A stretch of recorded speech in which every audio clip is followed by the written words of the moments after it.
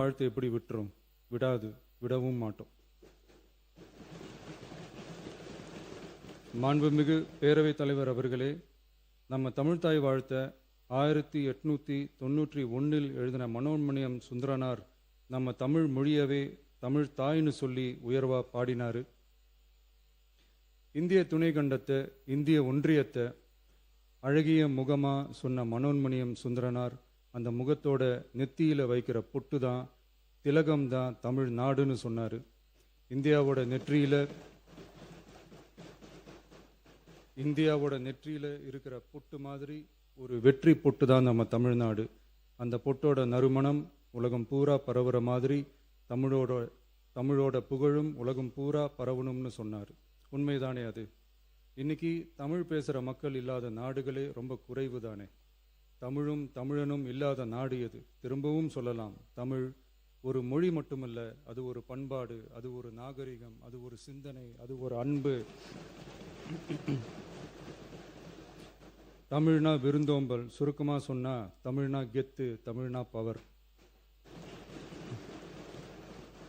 அந்த தமிழோட புகழ சொல்ற தமிழ்தாய் வாழ்த்துல அனைத்து உலகமும் இன்பமுறன்னு சொல்லி உலகத்தையே நம்ம தமிழ உயர்த்தி பிடிக்குதே தவிர எந்த மொழியையும், எந்த மதத்தையும், எந்த இனத்தையும், ஏன் எந்த ஒரு தனி மனுஷனை கூட தாழ்த்தி பேசல, யாரையும் கொஞ்சம் கூட காயப்படுத்தல.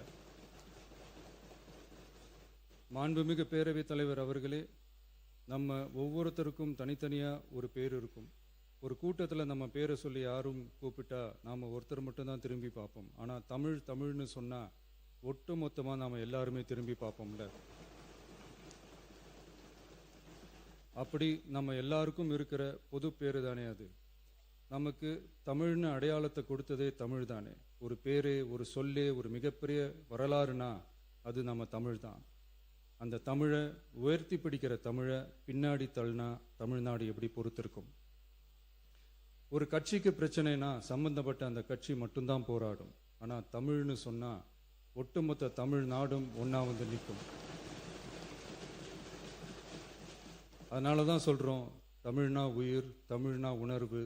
உலகத்தில் தோன்றிய பல மொழிகள் காலப்போக்கில் மறைஞ்சு போய் இருக்குன்னு சொல்லுவாங்க. ஆனால் நம்ம தமிழ் காலகாலமாக நிலைச்சி நீடிச்சு நிற்கிற ஒன்று. தமிழில் என்ன இல்லைங்க? இலக்கணம், இலக்கியம்னு பல ஆயிரம் வருஷமாக இருக்கிறது நம்ம தாய் மொழிக்குத்தானே. தொல்காப்பியம், சங்க இலக்கியம், ஏன் உலகம் முழுக்க தெரிஞ்ச திருக்குறள் ஒன்று போதாதா தமிழோட பெருமையை சொல்றதுக்கு? இவ்வளவு பெருமை கொண்ட தமிழ் மொழியோட ஒரு அடையாளம் தான் நம்ம தமிழ்தாய் வாழ்த்து. ஒட்டுமொத்த இந்தியாவோட பன்முகத்தன்மையை உயர்த்தி பேசுகிற தமிழ்தாய் வாழ்த்து நம்ம ஊரில், நம்ம தமிழ்நாட்டில் முதல் இடத்துல தான் இருக்கணும். நம்ம இந்திய அரசியல் சாசனமே ஒவ்வொரு மாநிலத்தோட மொழிக்கும், பண்பாட்டுக்கும், பாரம்பரியத்துக்கும் பாதுகாப்பு உரிமையை கொடுத்துருக்கு தானே. அந்த உரிமையின் அடிப்படையில் தமிழ்தாய் வாழ்த்துக்கு முதலிடம் கொடுத்து தானே ஆகணும். அதானே மாநில உரிமை. அப்படிப்பட்ட தமிழ்தாய் வாழ்த்து தான் 1970 நவம்பர் 23 முதல் அரசு விழாக்களில் முதல்ல பாடணும்னு சொல்லி ஒரு அரசாணையை போட்டு அந்த செயல்பாட்டுக்கு வந்துச்சு. அதுக்கப்புறம் 2021 டிசம்பர் 17 முதல் மாநில பாடலா அங்கீகாரம் வழங்கப்பட்டுச்சு. அனைத்து கல்வி நிறுவனங்கள், பல்கலைக்கழகங்கள், அரசு அலுவலகங்கள், பொதுத்துறை நிறுவனங்கள் உள்ளிட்ட பொது அமைப்புகளோட நிகழ்ச்சிகளில் தமிழ்தாய் வாழ்த்து கட்டாயம் பாடப்படணும்னு அரசாணையும் இருக்கு. 2026 ஜனவரி மாதம் 28 ஒன்றிய அரசோட கடிதத்தில் அரசு விழாக்களில் பின்பற்ற வேண்டிய சில நடைமுறைகள் வெளியிடப்பட்டது. அந்த ஆணையில் மாநில பாடல் பற்றி எந்த வழிமுறையும் இல்லாமல் இருந்துச்சு. நம்ம அரசு பொறுப்பேற்றதும் கடந்த மே மாதம் 27 மாண்புமிகு பிரதமர் அவர்களுக்கு மாநில பாடல்களுக்கு உரிய அங்கீகாரம் வேண்டும்னும், ஒன்றிய அரசு வெளியிட்ட ஆணைக்கு திருத்தம் வெளியிடணும்னும், மாநில விழாக்களில் தமிழ்தாய் வாழ்த்த முதல்ல பாடுறதுக்கான உரிய வழிமுறைகளை வகுக்க வேண்டும்னு சொல்லி கடிதம் எழுதியிருந்தோம். அதை தொடர்ந்து போன ஜூலை மாதம் 9 கடிதத்தில் மாநில பாடல் பாடப்படுவது பற்றி இருந்துச்சு. ஆனால் நம்ம தமிழ்நாட்டில் 1970களில் இருந்து தமிழ்தாய் வாழ்த்து எல்லா அரசு நிகழ்ச்சிகள்லையும், கல்வி நிறுவனங்கள்லையும் தமிழ்தாய் வாழ்த்து முதல்ல பாடுறது ஒரு மரபாவே இருக்கு. அதுக்கான அரசாணையும் இருக்கு.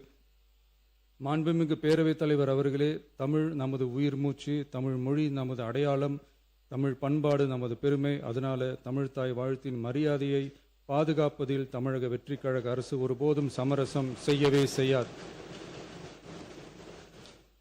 தமிழ்த்தாய் வாழ்த்தை முதலில் பாடுவது அரசியல் அமைப்பிற்கும் இந்திய ஒற்றுமைக்கும் எதிரானதில்ல, மாறா வேற்றுமையில் ஒற்றுமைன்ற இந்தியாவோட உயர்ந்த கொள்கையை வெளிப்படுத்துறது.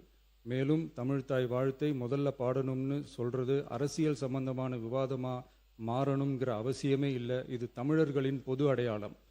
நம்மை வேறுபடுத்துவதல்ல, ஒன்றிணைப்பது. மாண்புமிகு பேரவைத் தலைவர் அவர்களே, தமிழ்த்தாய் வாழ்த்தின் கண்ணியத்தையும் தமிழின் தொன்மையையும் தமிழர் பண்பாட்டின் பெருமையையும் பாதுகாக்கும் இந்த உயரிய பணியில் இந்த சட்டமன்ற பேரவையில் உள்ள அனைத்து உறுப்பினர்களும் கட்சி வேறுபாடுகளை மறந்து ஒன்றிணைந்து அனைத்து கல்வி நிறுவனங்கள், பல்கலைக்கழகங்கள், அரசு அலுவலகங்கள், பொதுத்துறை நிறுவனங்கள் உள்ளிட்ட பொது அமைப்புகளின் நிகழ்ச்சிகளிலும் தமிழ்த்தாய் வாழ்த்து கட்டாயமாக முதலில் பாடப்பட வேண்டும் என்று கொண்டுவரப்படும் இந்த தீர்மானத்திற்கு அனைவரும் ஆதரவு வழங்க வேண்டும் என கேட்டுக்கொள்கிறேன்.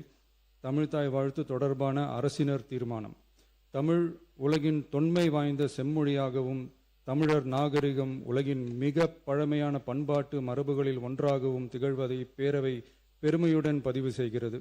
மனோன்மணியம் சுந்தரனார் அவர்களால் 1891 எழுதப்பட்ட மனோன்மணியம் என்ற நாடக நூலின் பாயிரத்திலிருந்து எடுக்கப்பட்ட தமிழ்த்தாய் வாழ்த்து 1970 நவம்பர் 23 முதல் அரசு விழாக்களில் முதலில் பாடப்பட வேண்டும் என அரசாணை வெளியிடப்பட்டு செயல்பாட்டுக்கு வந்துள்ளது.